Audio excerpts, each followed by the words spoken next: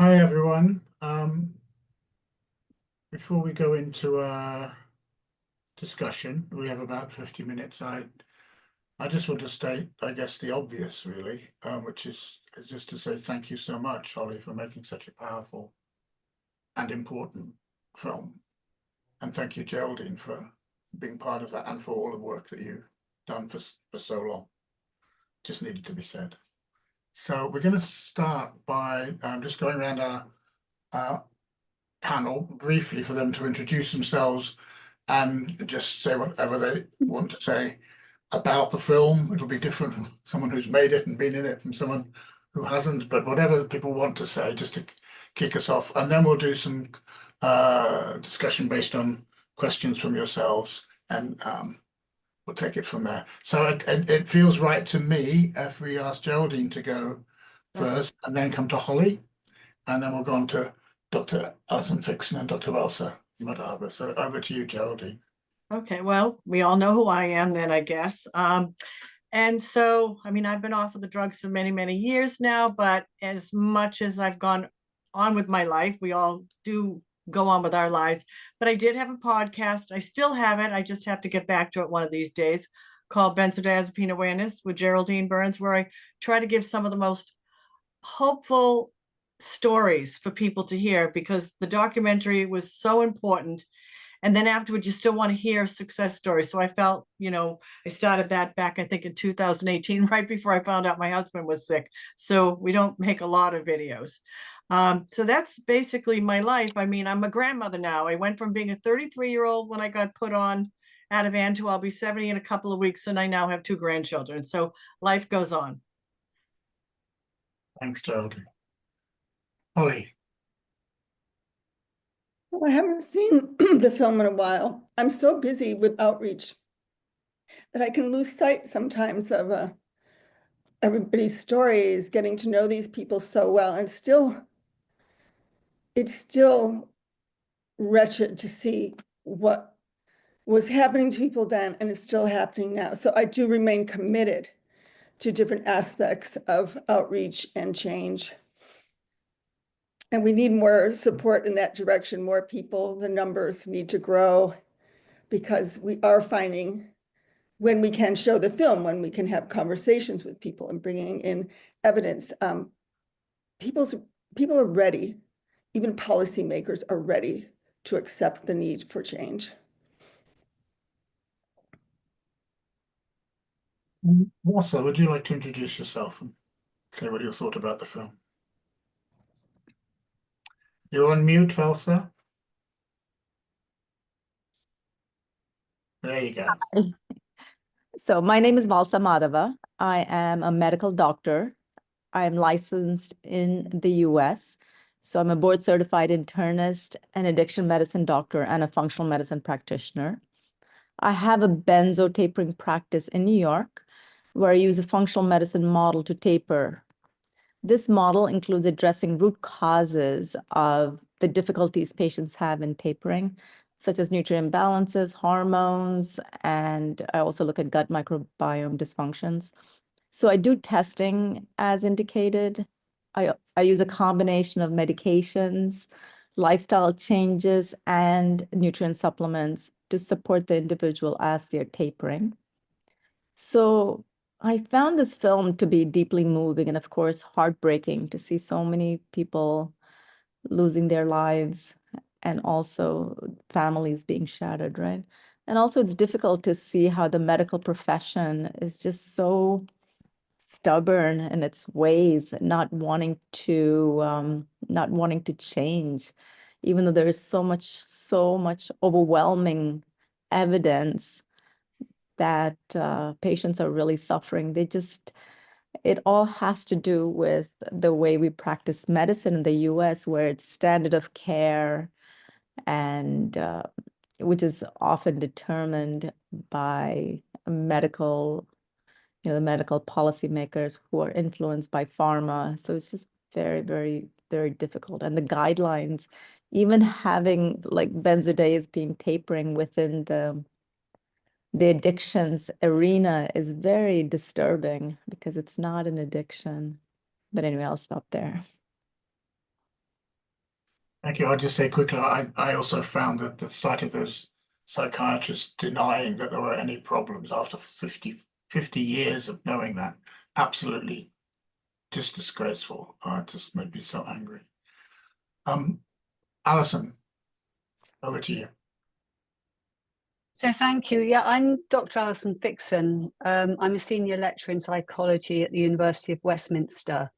I'm kind of here in two guises. So I'm an academic and I've written papers and done research into benzodiazepines and benzodiazepine withdrawal, mostly looking at people's lived experiences. But I'm also a survivor of benzodiazepines and benzodiazepine withdrawal. And I don't say that lightly. I kind of found the film itself extremely moving. And actually, I had to the first time I looked at it, I had to look away at times because it was all a bit traumatic and all a bit memorable. So seeing Matt Semmett, I came across his book when I was kind of reaching out and to find people that had similar experiences. What I would say, though, as a person who lives in the UK, I'll actually put a link to my papers, if you don't mind, if people want to look at my kind of what I said about things. But what I would say is that someone in the UK is a different landscape in the UK to some extent. On the face of it, the legislation is tighter. But my experiences, certainly when sort of 10 and 15 years ago, when I was first put on them, was that the knowledge was still incredibly limited. And I was way into my withdrawal before I actually met a doctor who said, yeah, I know what you're going through. I've seen patients like this before. There was absolutely no understanding about what tapering means and what it was all made up in my head to some extent, and it was just that I had some kind of anxiety, some terrible anxiety attack through a virus or something like that. Nobody understood what was really going on at the time.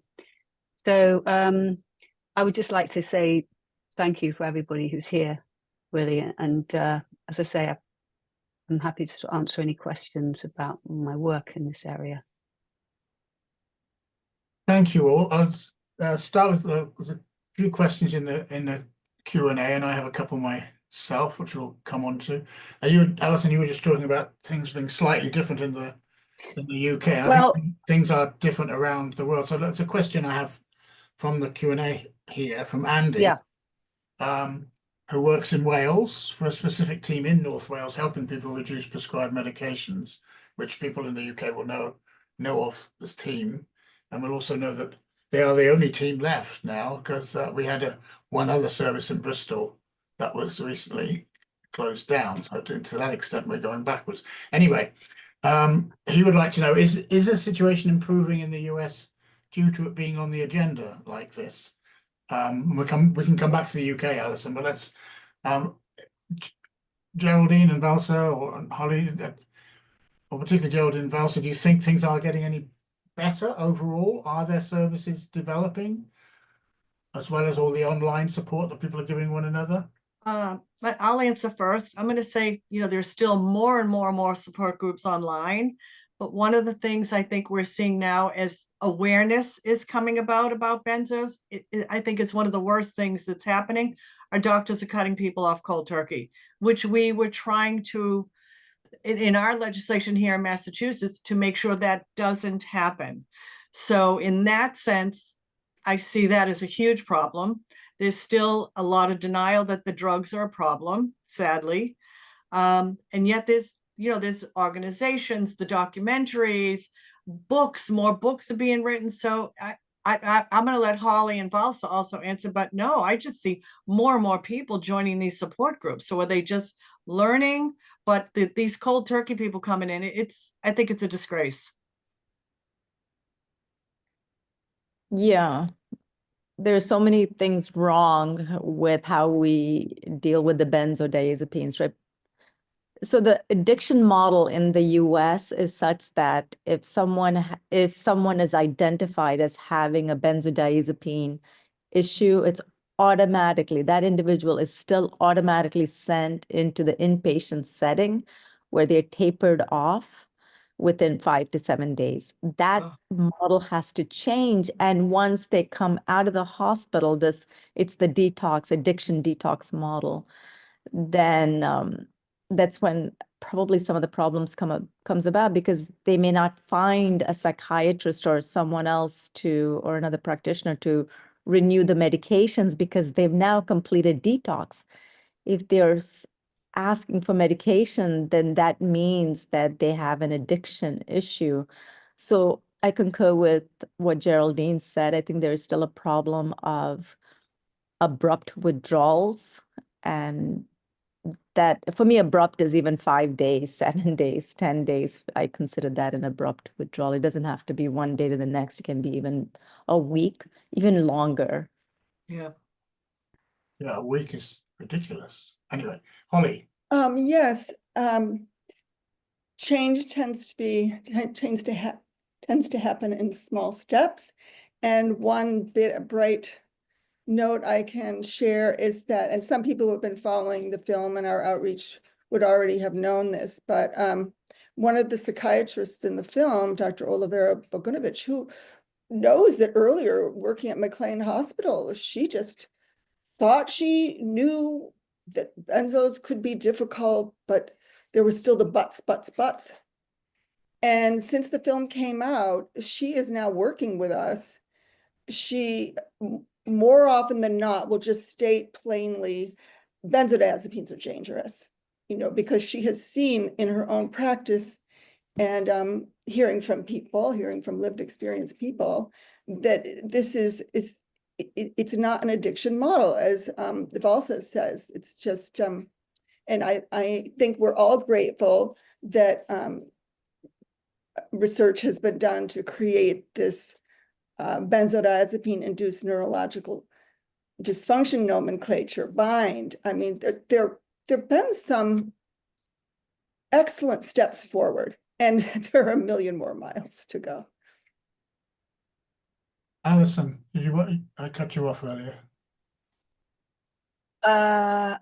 Did you cut me off? Well, Sorry. you started to say something. No? Okay. No, I'll let any other questions come forward first. Thank you. Well, I was just saying, when we talk about progress, I'm just astonished, because we're just getting started really on antidepressants and knowledge about that. But we have known about the benzos for 50 years. And it's not an area I know as much about as I do about antidepressants and antipsychotics. I'm just shocked that they're having to even establish that it's a problem. Well, it's incredible. I met with Professor Malcolm Lader. I don't know if you know of his work. He started doing his research, I think, in the 70s. So he very quickly realized, or maybe it was the 80s, but he very quickly realized that his patients were getting worse. He kind of saw that, and he did extensive work. He was never totally anti-benzodiazepines. He kept his medical hat on, but he really understood that that withdrawal needed to be taken seriously. And I think it was him that said this, the quote that says, it's harder to come off benzodiazepines than heroin. And actually, David Cameron, for all his faults, he actually did quote that in Parliament. So there's been movements, but somehow there is some denial that seems to be going on about them, and it would be interesting to know what that is, whether it's just because the people who are often prescribed it are a vulnerable group, in the sense that they are coming saying, help me, I need something. Not always, but quite often they are. And there isn't a lot of other things that are that give very, very quick relief. But then, of course, it so quickly gets out of hand. And I think there are doctors that just don't, obviously we saw in the film, who just say, oh no, everything's just very mild. And I have never seen any patients that have had any problems. It's extraordinary that they can say that. It should be enough to be struck off, in my opinion. That's an astonishing level of either ignorance or just barefaced lying, in either way. Absolutely, yes. On a positive note, in Britain, again largely around antidepressants, but there's also a focus on benzos and antipsychotics. There's a new all-party parliamentary group which we have just helped form, called Beyond Pills, which is about as direct a title as you can get, and we're hoping that body will push through the recommendations of the Public Health England report of a few years ago, which was very clearly calling for support services for people coming off antidepressants and benzos, etc., and for 24-hour helplines and that. So we're hopeful that we are going to get there in that sense. Sorry, I would like to point something out about the UK, if I may, please. because Please. I know as the filmmaker over and over again, contacting people in the UK, I've been told, yes, well, you know, it is well known, the NIH doesn't even allow benzodiazepines to be prescribed under special circumstances, but I have been collecting marketing information for a number of years. And the sources are, because this is what investors use to decide whether or not they're going to invest in pharmaceuticals. And the numbers they continue to grow. And for example, in 2018 in the UK, over $51 million in sales. Up in 2021, you know, the pandemic, over 63 million, but it continues to rise. 2023, over 73 million, 2024, 77 million, projected for 2025, 82 million, over 82. I mean, it's, so something's going on in the UK that even, I think, even campaigners aren't aware of, because I know when I was first told, well, you know, the NIH doesn't even want to cover these anymore. When I saw these numbers, it's something else is going on. And these are the legal sales. These aren't the illegal marketers coming in. This is all supposedly above board, but it just shows how powerful the big pharma marketing system remains. Yeah, so sorry, can I just quickly respond to that? Yes. Yeah, because that's a really good point, actually. And I was just looking at a paper that was saying that there's there's 45% of the benzodiazepine prescribing is in the lowest socioeconomic areas, with the, you know, in the UK.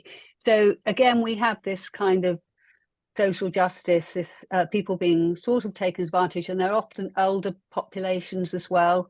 So they're the people who are least likely to be asking questions or questioning their doctor. So I think there are real problems in the UK. It's not just, you know, there might be different problems, but there are real problems that need addressing. Indeed, and the latest figures I've seen is we've got 1.4 million people were prescribed. Yes, that's you know, a country with a population of 50 million approximately. So that's one in 40 people, which is a lot of people. And the other demographic, of course, which I'm sure we'll come on to at some point, is that women are prescribed these drugs almost twice as often as men. And I don't think that's for biological reasons. I think no. a bunch of social factors in there, but I'm supposed to be chairing, not talking, sorry. Two or three questions here, mostly to you, Holly, I guess, about how can we make this wonderful film more available, and what's happening with the film? It's widely available, not necessarily internationally, but it's certainly widely available in the US, Canada, Australia. In the UK, it is on Amazon. It was on a YouTube channel that was, the way they were presenting it was almost unwatchable. So that I hope is not there anymore. And yes, so basically on Amazon in the UK, and Apple and other places like it, US and Canada, Apple, Tubi, Google Play. And YouTube is picking up too. There's a good YouTube. Their own platform is a pretty good platform too. And I think it's technically free. I'm trying to find, I have some other information about the UK. I think more people are being prescribed than what the information you had about the 1.4 million. I would really want to try to find that. I have it somewhere because it's higher, but does it really matter when people being harmed? I said to myself when I first started this project, well, because somebody said, well, it's only 10%. I said, are you kidding? 10%? If one person in 10, if one person in 100 is dealing with this, it's too much. And so, I maintain that point of view because I'm a survivor too. And it's the worst experience in life I think anybody can have physiologically. Yeah. And of course that affects neurological and it's just everything. It's just, it takes your life away. Holly, I had a question. Years ago, Professor Ashton had said that she saw the most multi-drugging coming out of the United States and Canada, because, when people were writing to her and whatnot, I mean, as we see on the group, so many are multi-drug like Scotty. Do you see that? Is that in other countries or Canada? Do we still see Canada and the US are still the worst with the multi-drugging? It all usually starts with benzos. Have you seen any research on that? I don't have hard science on that, but I could say we know that polypharmacy is an outgrowth of benzodiazepine tolerance and doctors not understanding. And then of course it happens with antidepressants too. I hear from people who are having terrible issues with antidepressants. And even if they think they might want to stop, a benzodiazepine is thrown in to help them stop. And the reverse happens. Because I had that when I was tapering clonazepam, I was told to take Lexapro. Thank God I didn't. And that's where when we go to these support groups, these online support groups, they can be so helpful because it was somebody on Benzo Buddies. I asked a question about, should I really do this? And they gave me excellent information. So I knew it was too risky and I never did. Yeah. And boy, oh boy, the information that has come out since then about antidepressants too. Yeah. That's quite recent, isn't it? Well, having mentioned the support groups, Lucy, I'm wondering if you could put 2 or 3 of them in the chat, like for instance in a Compass. Laura, it's good to see Laura Delano in the film. Yeah. So that because we can't in this situation answer any individual sort of situations or give medical advice, but we can put up some of the support groups that are out there for people. So I'm wondering if you could do that, Lucy, while we're talking. Surviving antidepressants, for instance, and the other benzo ones that we know. We were talking earlier, just before we showed the film, we started to talk amongst ourselves about whether the pros and cons of getting healthy in a more general sense before you start the withdrawal process. And I'm wondering if this might not be a good time to pick that discussion up now. So I had that question earlier because when I was still oblivious that the drugs were making me sick, I was only on the drugs a few years at that point. I couldn't work. And I actually went to like a holistic nutritionist and he changed my diet, gave me some supplements, and I started to feel better. And I was on Ativan and Elavil at the time, got off the Elavil, no problem.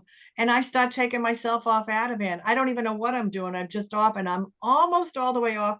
I lost the drug weight. I go back to work part-time. I'm doing wonderful when the doctor I'm seeing sees how good I'm doing.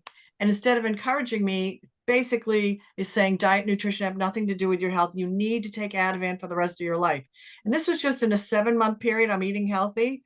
I mean, in a way that I had never eaten. She took all sugar out of my diet, changed everything. And I sold my soul for sugar and back up on the Ativan I went. She was constantly trying to give me other drugs. And thank God I reacted to all of them. And then years go by and I'm still on it. And when I go to come off the next time, I am so physically ill because I had lost my uterus at that point, because we know when we've had the hearings, most women on these long-term, they all have either lost their periods, bleeding a lot, having hysterectomy or multiple DNCs. So I was one of the ones that had hysterectomy. And it was 6 months after my hysterectomy that I meet a doctor that finally tells me that it's Ativan and gives me a thing to come off in 2 weeks. So I don't come off the right way. I came off in 4 months, which after almost 10 years was way too fast.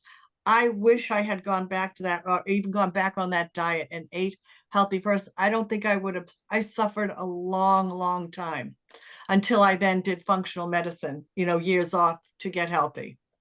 So that's my opinion. And I've seen it over the years. Those who get healthy first and taper do not suffer like some that go with their sick body or ripped off or taper slowly. So I'll let Valsa or whoever else wants to get in on that conversation. Oh, I'm happy to talk about diet. Yeah. And yeah, I think it's essential. I think it's essential for human health anyway, based on the more and more information we're getting about not just the American diet, but diet in the UK, diet everywhere. Almost every country is inundated now with ultra-processed foods. And I think we're learning a lot from the research being done there to apply it to what we need to do to heal from the damage that the benzodiazepines create, which is one of the the most disturbing issues that I think most benzo harm people have are terrible gastrointestinal issues. And then, Yeah. So you do a little research and you start to realize like, oh, the gut-brain connection. Because I think you and I, but at different times, were part of a subset of people interested in sort of medical research as lay people, finding out that whole gut-brain connection and applying it to our own lives. But that's essential for healing from benzodiazepines. Yeah. I mean, my gut was a mess. Yeah. I was 97 pounds at one point. I was a skeleton with skin. So, I mean, and it wasn't until I did functional medicine and knew how bad my gut was that I could even start gaining weight. And I was actually eating healthy at that point, fully healthy, organic, 3 years, couldn't put on a pound until I started to heal the gut. And I understood about the liver, the genetics. And there you go. After all those years of suffering did not have to happen in my case. So. And there are certain diets that help. Like a lot of people are helped by the ketogenic diet. Yeah. I was helped by paleo. I mean, they're all kind of related, but there are certain principles. No processed sugar. Yeah. Most people, no dairy. Many people, no grains. And what's what I'm leaving out? Oh, I'm leaving out something major from the sort of the no more, like I can't, there's so many sort of food categories I can't handle, and I've healed so well, but I will always have vulnerabilities, I'm sure. Right.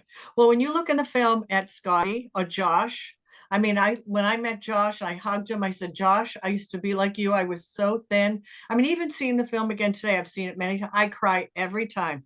To be in that room with the emotions. I mean, there was so many. I sit here going, how am I still crying after all this time? But I do. Oh, Geraldine, I'm going to throw in there, and for everybody, the obvious one is gluten. We can't have gluten.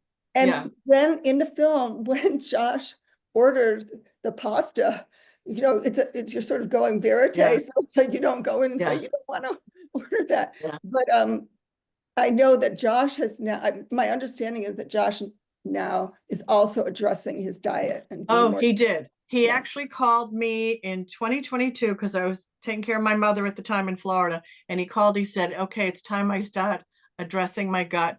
And he did. And people don't know, but he's gone on to get married. He has a little boy now, and it's, I think he has 2 companies now. I don't know if he started a third. He's done amazing. And that's from wondering if you're going to live. I think a lot of us, like, am I going to live through this, Well, so I think we better get you in on this one. Yeah.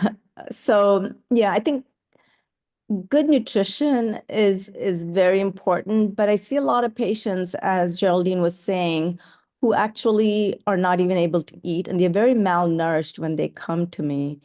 So I think giving supplemental nutrients has been very important in my practice. And I may or may not address the gut issue. Not everyone has that. But what's important, I think a lot of individuals who are tapering off have neuroinflammation, like inflammation of the brain, just from being on benzos. This is not true of everyone. So what Right. I'm saying is not 100%, right? Some people have inflammation, some people have gut issues. So I definitely have a certain percentage that have gut issues, but it's not 100%. And I have many patients who have neuroinflammation, inflammation of the brain, and the vast majority have some sort of nutrient imbalance.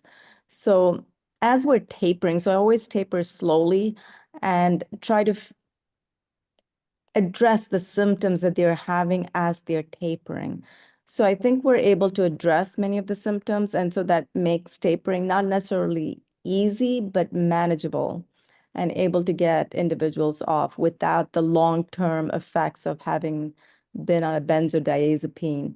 So I think addressing nutrition, and for some people, it might be like Geraldine said, just, focus on the diet, eat well, and then taper, that might be enough. But other people might need more than that, like really supplemental nutrients, right? Like getting more because of their genetics, getting more than they need. And then gut health is important for a vast majority of people, even if they don't have a benzo issue or not. I think gut health is a big issue in the society.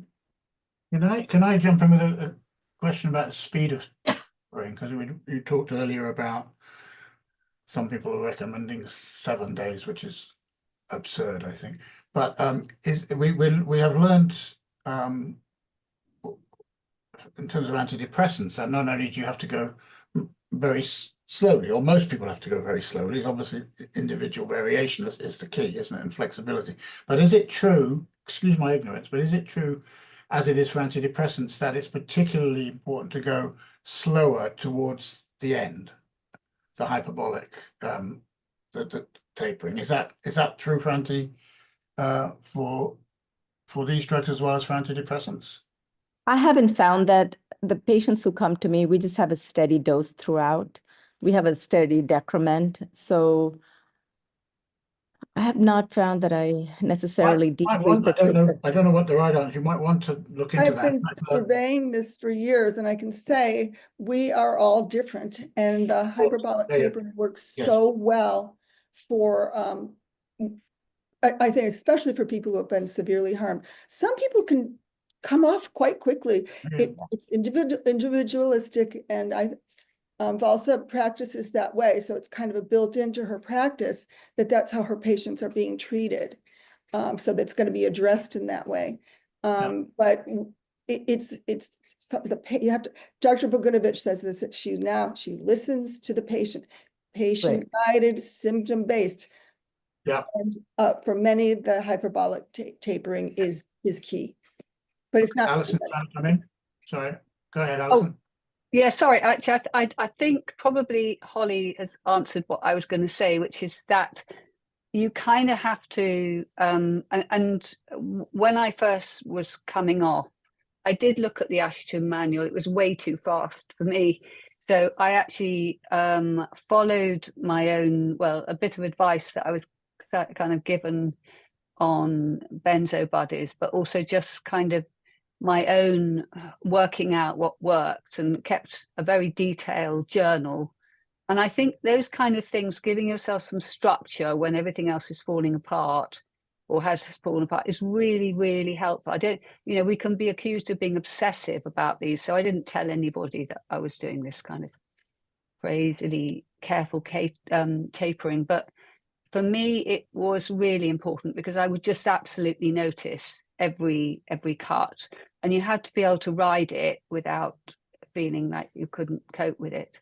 So I think it is about letting people take their own time, but still having some courage. You have to have a bit of courage to realize, okay, I might have a few dodgy days, and then it will get better. So I think this recovery messages are so vital to people, and realizing, and making people realize that a lot of it is the drugs, and that they will feel different when they come off. They may have lost themselves, and their families might think they're a completely different person, but they will be different when they come off. Yeah. Most And, people anyway. What's the role, do you think, of, yeah, I absolutely agree with what you've all said, is it's different for different people, and flexibility is the key.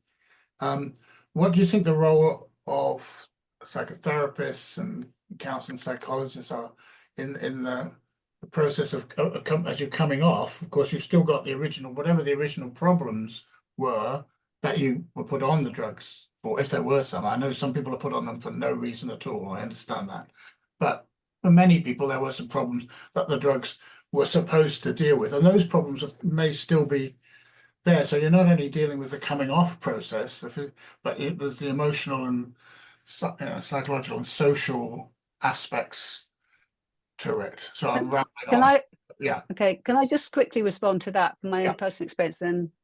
And just because I actually had quite a lot of counselling, partly because actually I decided to do a short counselling course as I was coming off, but it gave me an opportunity to kind of revisit it. And I really felt that I was a changed person in positive ways because of it, that I became a stronger individual because of it. And I kind of feel like if I hadn't had that, maybe I'd have had a different experience. So I do think that counselling, psychotherapy, with the people that can kind of understand, maybe, I mean, I think mostly they would, but, you know, just having a chance to talk it through for some people can be really helpful. Yeah, we shouldn't assume that all therapists and psychologists are informed on these. Well, and they're not necessarily But- informed, but- not but- necessarily, no, that's probably a bad way of putting it. But- No, they're not informed. Just very quickly, sorry, I'm talking too much, but there has been a tendency, I'm a clinical psychologist, we have kind of avoided these issues for decades and said, oh, it's nothing to do with us. Yeah.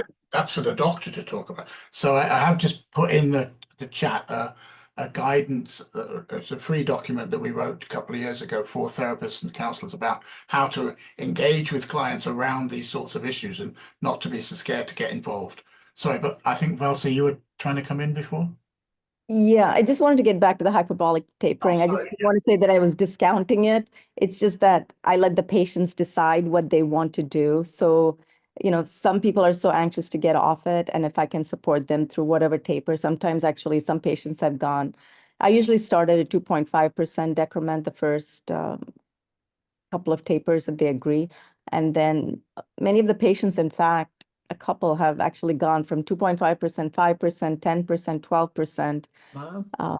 So they choose to, because depending on how they're feeling, they'll just choose the decrement themselves.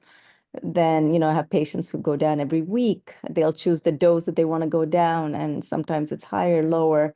Just sort of saying that it's, I really let the patients, and in fact, individuals don't want me to tell them. That's the other thing is that they want to decide the taper. So it's very flexible. So the only thing I probably insist on is that the first couple of times the taper should be tiny, like a 2.5% decrement. After that, it's up to them because they're the ones that are suffering, in quotes, the withdrawal effects. So I sort of step back and sort of tell them my experience with the many patients I've had. And then just in terms of, we have about 10 mind-body kind of therapies or lifestyle changes that they can do. And we ask the individuals to do as many as they can. That includes things like DNRS or, you know, DNRS or Joe Dispenza. Then we have movement is very, very important. Going out in the sun is also very important. So we let the individuals choose, but movement is key. That is one of the key aspects. But you know, we can't force anyone to do it. Anything actually. So you just sort of recommend like what's worked for I always frame it as, you know, this has worked for 80% of the patients or 70% of the patients.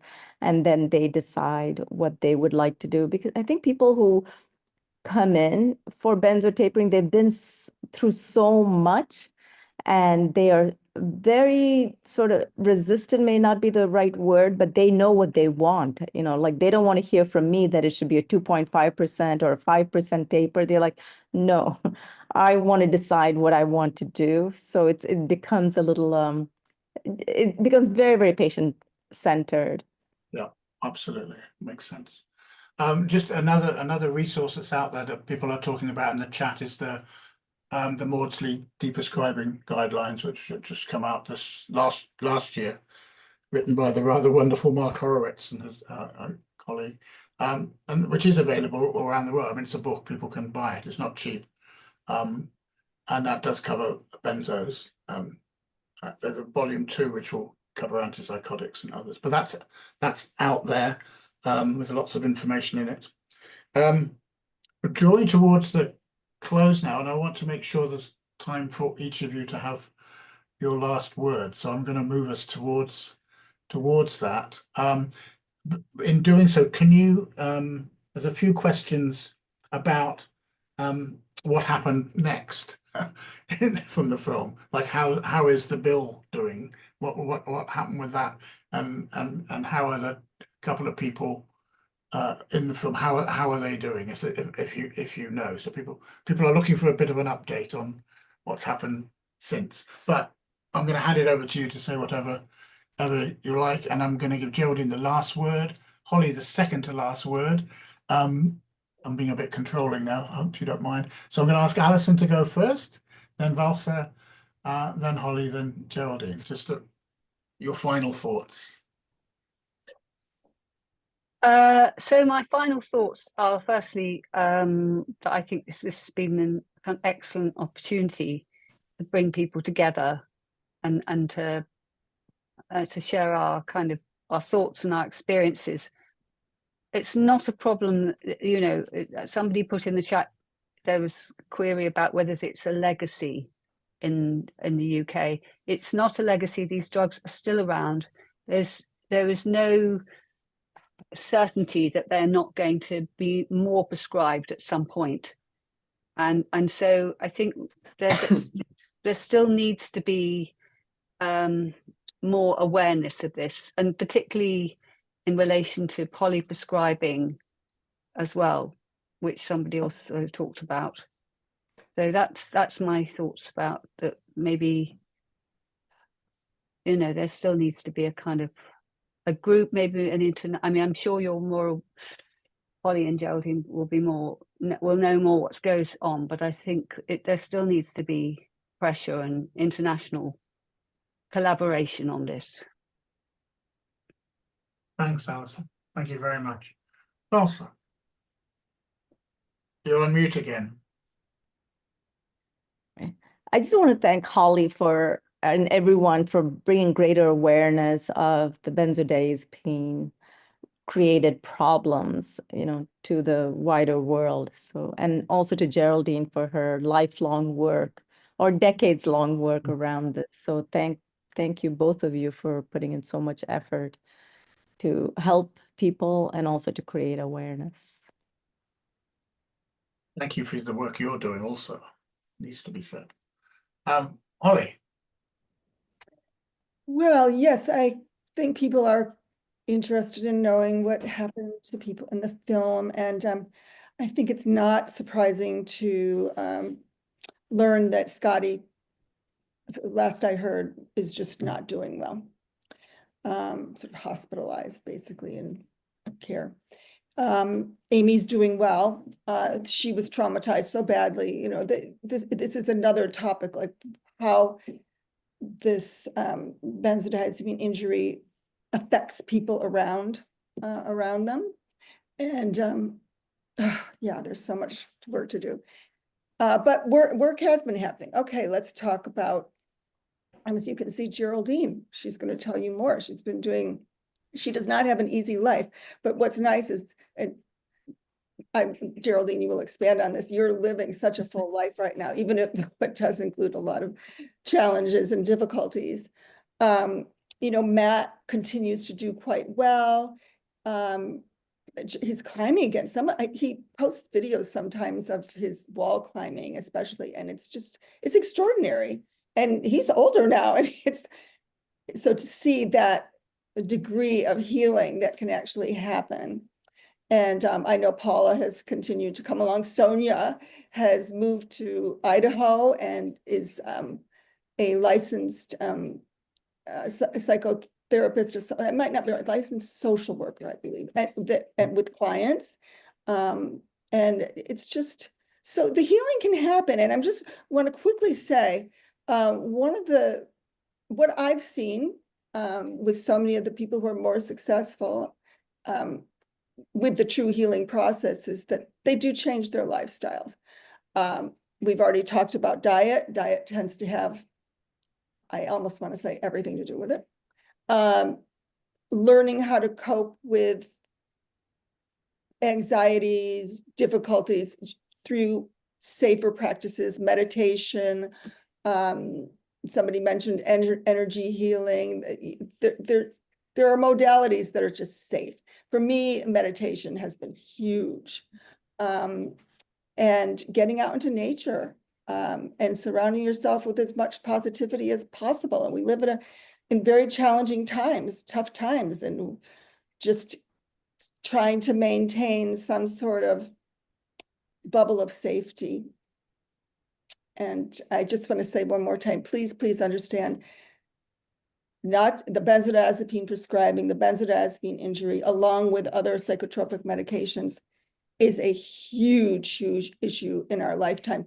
And it is, I just want to emphasize again, in the UK, I was sort of pushed back. Oh, it's not really a problem in the UK. I just told you the millions of dollars that are, the rising rates of sales in the UK, and of course around the world. It's $1 billion industry still. It is difficult to have enough pushback so that when you get to the level of a hospital policy or a medical society policy, that they're really making the change that we know needs to happen. We can be very grateful to all the people who submitted testimony to the FDA. And so that this boxed warning that I think is not just having an effect in the United States, but is being felt in certain ways around the world, because it's the box warning is respected. Really, so there's a lot of information acknowledging the difficulties of long-term prescribing. Thank you, Holly. And that leaves just you, Geraldine, to wrap us up. All right, well, so I'm going to quickly update. She mentioned that my friend Paula is doing very well. So Paula is fully off of her Klonopin. She looks amazing. She looks like a different person. She was also put on an antidepressant. I believe she's more than halfway off of that. She is going away for summers with her sisters. She's living life again. I want to just say this about diet, because I'm a big proponent of eating well. Not that I'm always perfect, but I'm doing Whole30 right now. But Paula was a terrible eater her whole life, and she just didn't have the capability to eat healthy all the time. So there are people that say, if I don't eat healthy, am I going to get better? Yes, because we have some that don't. But I don't ever want to get sick again. So I would say 90% of the time I eat very healthy. So I just want to throw that in there. And do I have a busy life? I probably work harder now than when I work full time, so it's like I'm the one that's home. My brother's going through a horrible divorce, so I'm not only taking care of my household, his kids. He only had one child when the film was done. Now he has two that I have to do. I have my granddaughter, I'm her daycare, probably for my grandson also. It's a very full life. I took care of each of the elderly. My aunt when she was sick, my uncle when he was sick. Those that took care of me, I was able to turn around and help them as they were all getting older and sick. And even my husband, my family was good to me when I was sick. And then when my husband was sick, I'm there for him. I mean, it was daily for months and months and months with him. So life goes on, and you just do what will work for you at the time, and use as prescribed as one of the best tools you can do to let people know what you're going through is real, and show your doctors, spread the word. I mean, we are getting the point across that this is real, and this film shows really the suffering that people are going through. So, I just want to encourage people to keep going. It took me a long time to heal. So I'm not one of the ones that healed quickly. So I can say I held out, I kept looking for the answer, found it, and got better. Thank you, Geraldine. Holly's bursting to have one last word. You're on mute though, Holly. It's got to be I brief. feel terrible I didn't mention Sam. I'm still in somewhat regular touch with his dad. Now it's more through social media. We used to speak on the phone more often, and I've gotten a couple of messages from his sister Talisa, who's in the film. Sam, as you might not be surprised, just wasn't getting the holistic help that he needed in order to truly recover from this. And I engaged with a social worker and tried to engage with a psychiatrist who was working with him. And I had permission. I had as a patient advocate, and the walls that went up I worried at the time, is he ever going to be able to make it? So we have systems working against us. And so I want to speak, we need to help each other. We need to continue to use our voices, continue banging on those doors. We've got to change the systems. Thanks, Holly. So it falls to me just thank all of you, the entire panel, and to all of you who've joined us from all over the world today. On behalf of the International Institute for Psychiatric Drug Withdrawal, it's been a privilege to have you all with us. This battle is not going to go away. My cliche that I end most of these meetings with is these sort of battles are the hardest battles there are, but you sure meet the best people. And I'd like to include all of you in that. I've met all of you for the first time today, and I'm just in love with all of you already. And all the work that you're doing in your different ways. And again, thank you to all of the people out there. Sorry if I didn't get to all of your questions. If you want to support the work of the Institute, get on our website and see if you can spare us a little bit of money to keep us going. Sorry, I have to say that. But I said I'd wrap us up on time, so I'm going to do that. But thanks to everybody for all that you're doing. And Thank you, John. we will Thank get there you. because This has there's been a real honor. Thank millions you. of us working in the same direction around the world in different ways. And we will get there slowly but surely. Good night, everyone, or good afternoon, or good morning, and thanks again. Bye-bye. Thank you Bye. very much. And thank you Thank to you Lucy. so much. Thank you to Lucy, who organized all of this. Yes, Yes, Lucy. thank you, Lucy. Thanks to everybody. Take care, everyone. Thank you. Bye-bye. Bye. Goodbye.